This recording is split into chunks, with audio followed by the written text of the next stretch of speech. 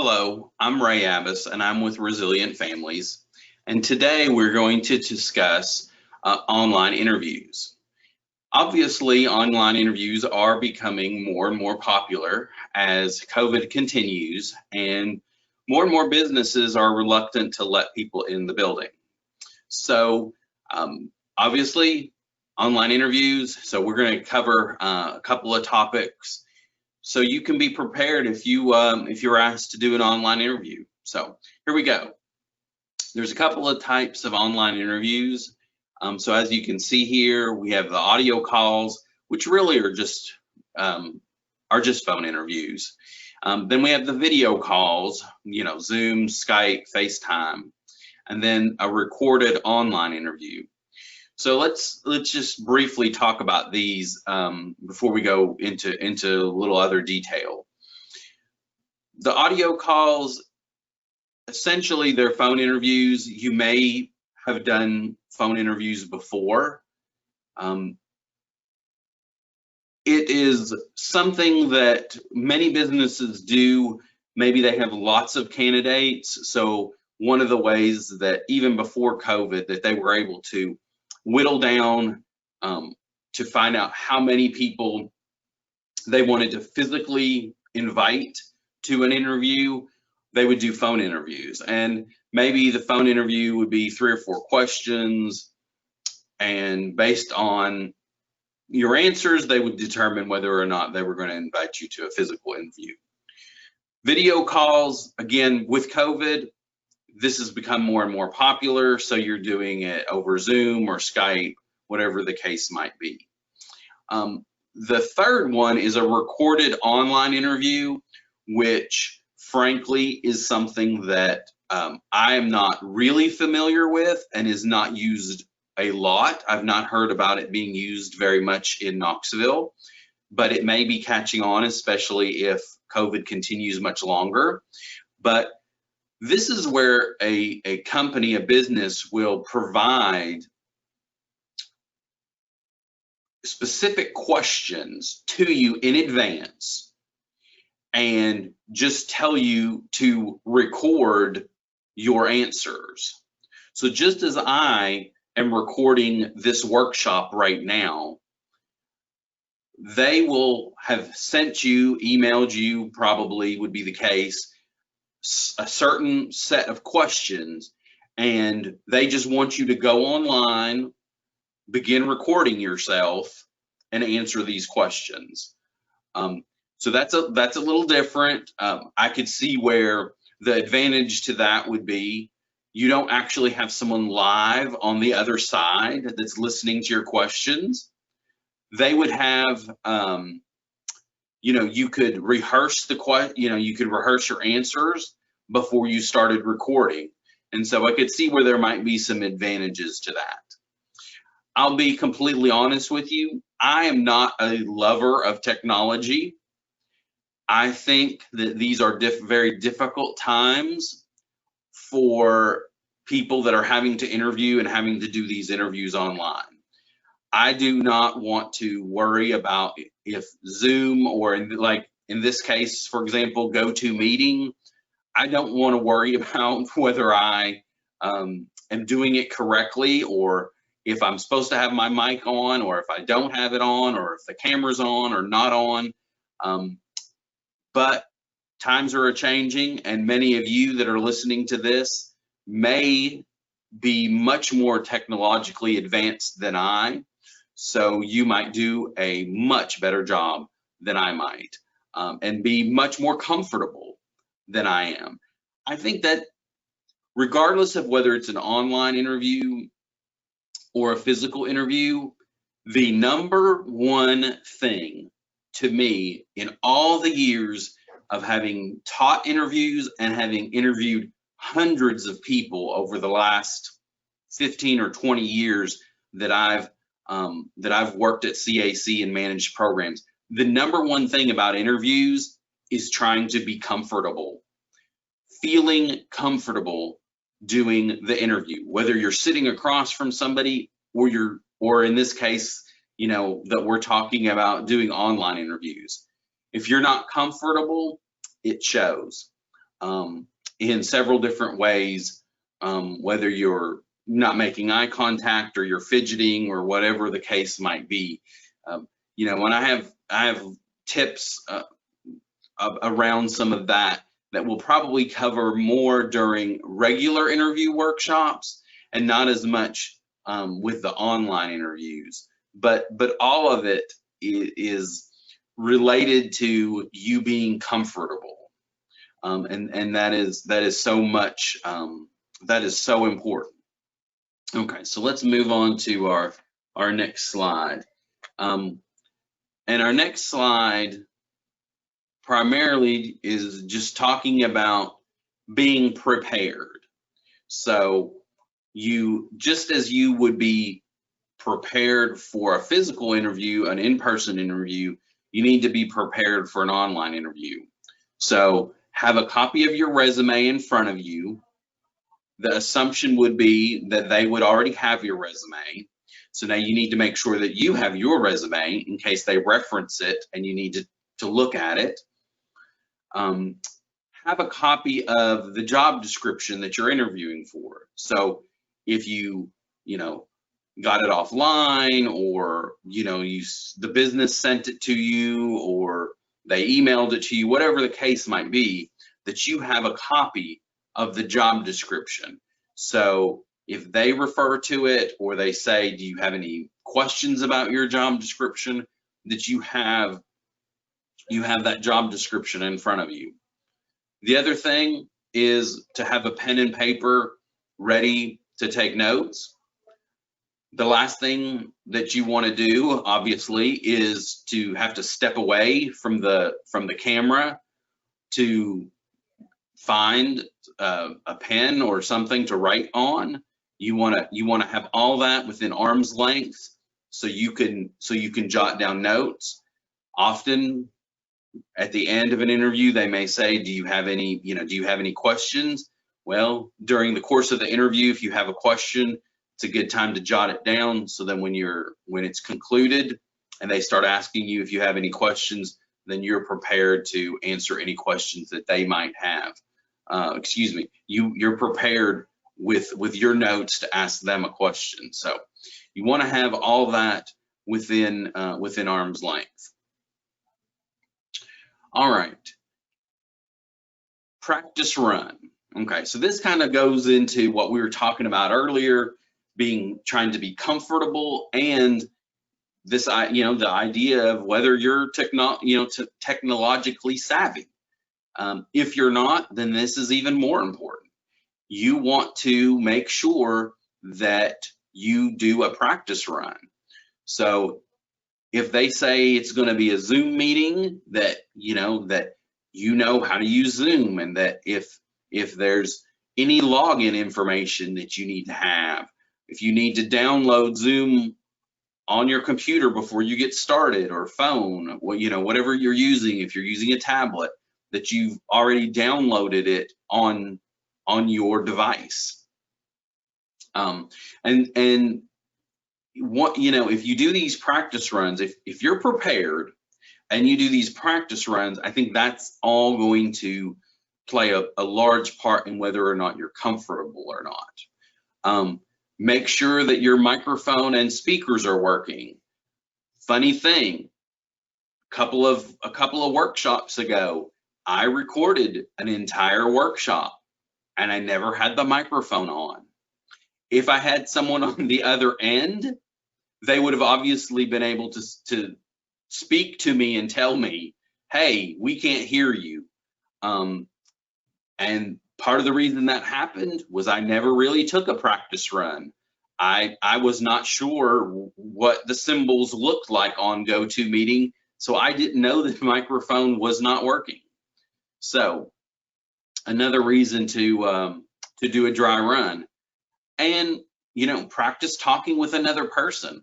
If it's going to be on Zoom or Skype or whatever the case might be, have a friend get that on their device, you have it on your device, and just practice talking with one another so you can make sure that your microphone is on, your speakers are working, whatever the case might be. you've done a practice run, so the person on the other side can say, I can hear you, you know, it's not making any weird sounds or anything like that, and that way you know that that your device is working and that the platform that you're being asked to use is working as well. All right, so set the scene. This might be as challenging as anything, and that is just finding a place that has a professional looking or plain background. It's just like with with a physical in-person interview. The one thing you do not want to happen is that the person that's interviewing you is distracted by anything other than what you are saying. Your goal is that they're focused on what you're saying. So just like with in-person interviews, you know, you don't want to have any flashy colors on or any earrings that are dangling down that are, you know, swinging around you. You know, you want to eliminate anything that is distracting. And so in the case of online interviews, that would include your background. You don't want there being something in the background that's either moving or, you know, whatever the case might be that is going to distract from the person that's interviewing you. And let's be honest, in this day and age, since we're home and we're trying to do some of these things, those distractions could be the kids, the spouse, the dogs. Every time my wife hops online to do something, you know, one of the dogs wants to run across her lap. Probably would not be ideal if you're in the middle of an interview and your dog hops on your lap. So you really need to prepare the space that you're going to do the interview in, have no distractions, make sure everybody in the household knows that this is what you're doing and that you really need to have some uninterrupted time so you can do this interview. We mentioned this part, just making sure that your device is ready for the interview, so that it's, you know, whatever the platform is that you've already downloaded it, your phone is ready. You also need to think about how it's going to be propped up. So your hands are free. You don't want to have the device that you're holding it in your hand. That could cause a distraction because, you know, if your hands aren't completely steady or you're moving and so your face is coming in and out of the screen. Ideally, you'll have whatever device you're using propped up some way so it's there, it's stable, it's not going to move, which then allows you to move freely in front of the camera. You know, if you're like me, if you could see me now, my hands never stop moving. I talk with my hands, and so if that's how you're the most comfortable, even though I don't recommend you doing it a lot because it could be distracting, but if you talk a little bit with your hands, that's going to be even more important that your device is stable and sitting somewhere. So if you feel like you think and process better when you can move your hands a little bit, then you can still do that because it's because the device is propped up. And that's something that you'll want to practice if you're doing a practice run with friends or family. That's another thing you want to make sure that you've practiced. How's it going to sit? And when it's sitting where it is, what kind of view do they have?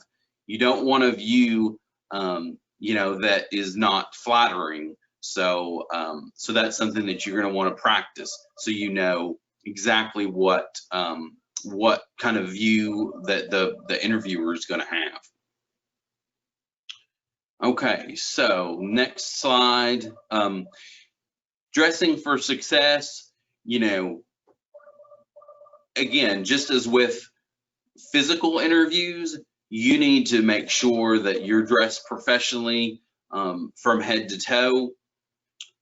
Don't assume that that they're going to have that there's going to be some view that's blocked. The funny thing nowadays is to make sure you wear pants. If your device moves or falls over or tilts, you certainly don't want to provide anyone with a surprise. So you want to make sure that you're dressed professionally. It also, dressing professionally, even though it's an online interview, it also kind of gets you in that mode. You're getting dressed because you have an interview, and even though you're going to be sitting in your living room or in a bedroom, whatever the case is, even though you're sitting at home, you're getting dressed, you're preparing visually, you're preparing for the interview. It kind of gets your mind into that mindset of being ready for an interview. All right, and I think lastly, we just talk about body language, sitting up straight, looking into the camera, having a smile on your face.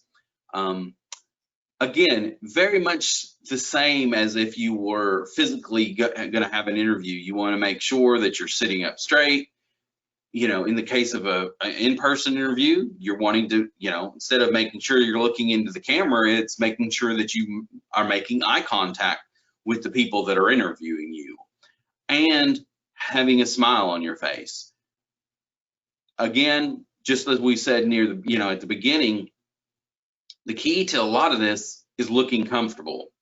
If you don't have a smile on your face, you're probably not going to look very comfortable. The truth of the matter is, if you're interviewing for a job, whether it's in person or online, if you care at all about getting that job, then you're probably going to be a little nervous, and that's okay. What we want to work on is trying to control those nerves so you can put forth your best. And controlling those nerves means smiling, even though you might be really nervous, maybe even scared a little bit, making eye contact, which is something people don't do a lot of times when they're nervous. One of the first things people do when they're really nervous is they don't look directly at someone. So, it's things like that to fight those nerves. And so sometimes you just have to be really conscious about that. Just like with physical interviews, sometimes people need to have something in their hand. That's good. That keeps them from maybe, messing with their hands or fidgeting too much. That's why it's good maybe to have a pencil or pen in your hand, like you're taking notes. Kind of keeps your hands occupied, so those nerves don't show through. So that's all I have for the online interviews. Please, if you have any questions, reach out to your case manager. I personally wouldn't know what to do without Dana. Dana is extremely good when it comes to technology. If I had to do some kind of online interview or technology related project or something with an employer, Dana would be the first person I would call. So she could help you navigate Zoom or whatever the case might be, Skype. She can help you do that. So please don't hesitate to reach out to your case managers, to one of the staff. If you have any hesitation when it comes to doing online interviews. They'd be a great person to practice with. You could practice with them and make sure that all of your, that your device works by, working with Dana and Kathleen and doing some practice runs with them. So, all right, well, that's the conclusion of the online interviews. I wanted to mention a couple of job posts. So I always need to make sure that I let you know that today is October the 26th. And so if you're looking at this well after October the 26th of 2020, then some of these positions might not be available. But if you're watching this and you're looking for a position and it's pretty close to this date, some of these positions might be of interest to you. So I'm going to just mention a couple of them. The city of Knoxville actually has 3 positions open right now for a customer service rep, administrative specialist, and an accounting clerk with the city of Knoxville. And so if you're interested in one of these positions, if you just go to City of Knoxville, you just Google City of Knoxville, you'll get their website and you can follow on their website and look at their job listings. UT Medical Center has several different types of office positions and housekeeping positions. So if you go to UT Medical Center, you'll get their primary page and then you follow, either jobs or careers, because they have transportation attendants, general maintenance workers, housekeepers, patient access clerks, which is kind of the person who, when you first come in the door, that you fill out your paperwork. So they have several positions at UT Medical Center. Dollar Tree has some positions open at several of their stores. So cashier, customer service rep, stockers. The Bridgestone Tires, they have auto technicians and retail sales at Bridgestone. And let's see, looks like Eagle Distributing and Keurig Dr. Pepper, which is the old Green Mountain Coffee. They have some machine operators, order pickers, people who do the merchandising. So that the merchandisers are usually like the people who go into the stores and set up the displays. And then they also, Eagle Distributing has some warehouse positions. You can always Google these businesses to get their home sites, and then follow. Usually the key is either looking for jobs or careers or join the team. Those are kind of those keywords that you would see on their home page. Follow those links and likely you'll find the job postings that they have. So, all right, if you have any questions about this workshop or any of these positions, please reach out to your case manager. I hope you have a great rest of the day. Goodbye.